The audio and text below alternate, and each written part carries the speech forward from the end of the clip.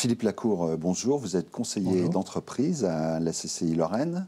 Vous êtes là aujourd'hui pour parler de l'accessibilité. C'est un de vos dossiers, il y en a d'autres, je le sais.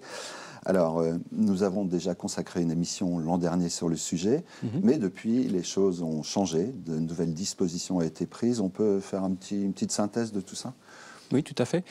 Les choses ont effectivement changé.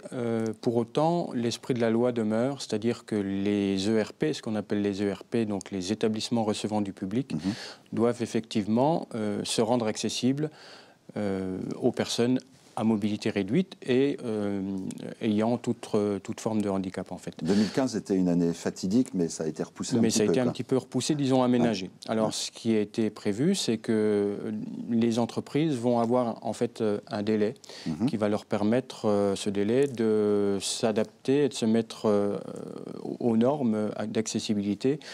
Et donc, le dossier doit être rempli avant le 27 septembre 2015. 27 septembre, c'est la date fatidique pour déposer le dossier. Voilà, pour déposer et après, le il y aura dossier. un délai, que ça soit clair, de 3 ans, c'est ça, je crois? Alors, en fait, l'esprit du dossier, c'est chaque entreprise va devoir présenter son projet de mise en accessibilité. D'accord. Donc, le projet pourra être d'étaler sur 3 ans au maximum les travaux de mise en accessibilité.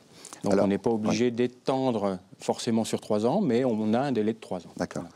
Alors, l'autre aspect de l'évolution de la législation, c'est un assouplissement, quelque part. Voilà. Un arrêté donc est sorti le 8 décembre 2014 qui a apporté un certain nombre de modifications. Pour beaucoup d'ailleurs des assouplissements. Et ces assouplissements sont par exemple des largeurs de portes qui peuvent être un petit peu réduites par rapport à ce qui était fixé autrefois. Des pentes qui peuvent être légèrement plus fortes. Donc pour les personnes en fauteuil, il faut que la pente soit régie par un certain nombre de normes. Des pentes qui peuvent être un petit peu plus fortes que ce qui était prévu autrefois.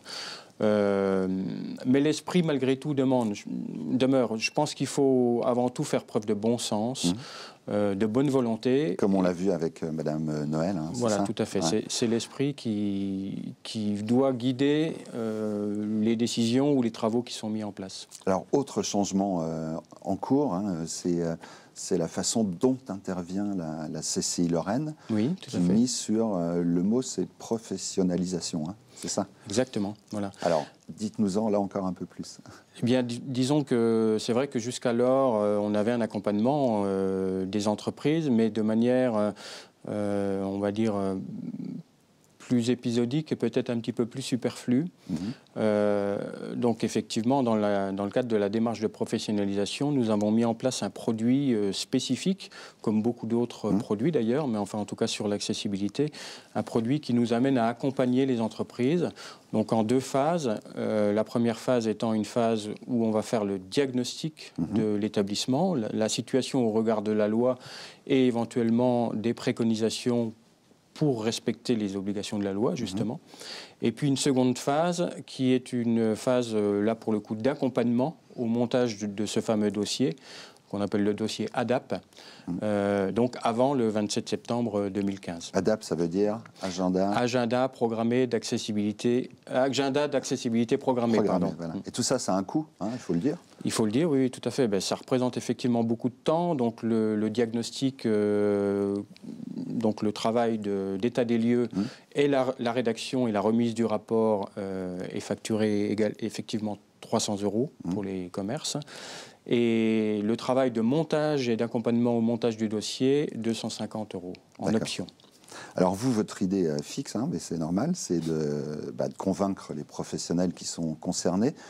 Pour ça, vous allez directement au contact, mais vous utilisez aussi des relais. Alors parlez-nous de ces relais, notamment les communes ou les... Alors on travaille effectivement là pour l'instant avec les collectivités, donc les communes en particulier, qui sont un des maillons de la chaîne en fait, puisqu'elles sont sollicitées par les entreprises pour savoir comment se débrouiller avec cette loi-là. Et donc nous, notre démarche vis-à-vis d'elles, c'est d'organiser en partenariat, des réunions d'information aux professionnels, ce que vous faites par exemple à Gérardmer en ce moment. Alors la prochaine a lieu effectivement à Gérardmer le 20 avril. Donc les entreprises du secteur de Gérardmer vont recevoir un courrier d'invitation très prochainement. D'accord. Et là vous travaillez donc avec les services de ces communes. Alors les services de l'État, les services des municipalités qui sont effectivement des acteurs de cette loi. D'accord. Un dernier message ? Je pense qu'effectivement, il est important de rapidement, malgré tout, se poser la question pour ceux qui n'ont pas commencé, parce que ça viendra effectivement assez vite. Et on s'aperçoit que le montage des dossiers est quand même relativement long.